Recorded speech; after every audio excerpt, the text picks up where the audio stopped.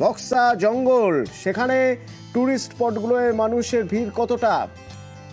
কারণ বক্সায় টুরিস্টের সংখ্যা বাড়বে, যেহেতু কদিন আগেই ক্যামেরাবন্দি হয়েছিল বাঘ। এবার বছর শেষে অর্থাৎ গতকাল দিনের বেলায়ও ট্র্যাপ ক্যামেরায় বাঘের ছবি দেখা গিয়েছিল। রাজকুমার প্রতিনিধি আমার সঙ্গে সরাসরি রয়েছেন। রাজকুমার, পর্যটকের ভিড় বোধহয় আজকে একটু বেশি। একদমই অতুলনা, দেখো বক্সা ব্যাঘ্র প্রকল্পের জয়ন্তী, বক্সা ফোর্ট, তারপর ভুটান পাহাড় লাগোয়া যে এলাকাগুলো তো আছে, সর্বত্র কিন্তু ঠাই নাই ভাব।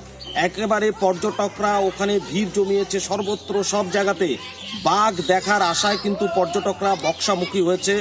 বক্সার যে কর্তৃপক্ষ তারা বিভিন্ন রকম সাবধানতা অবলম্বন করেছে।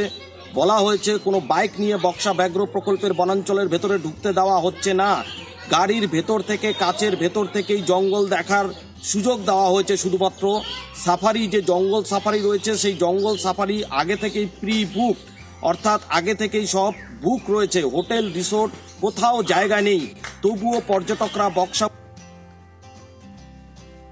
এবং যেরকম আমি বলছিলাম যে আলিপুরদুয়ারে বক্সায় বাঘের ছবি দেখা গেছে ট্র্যাপ ক্যামেরায়।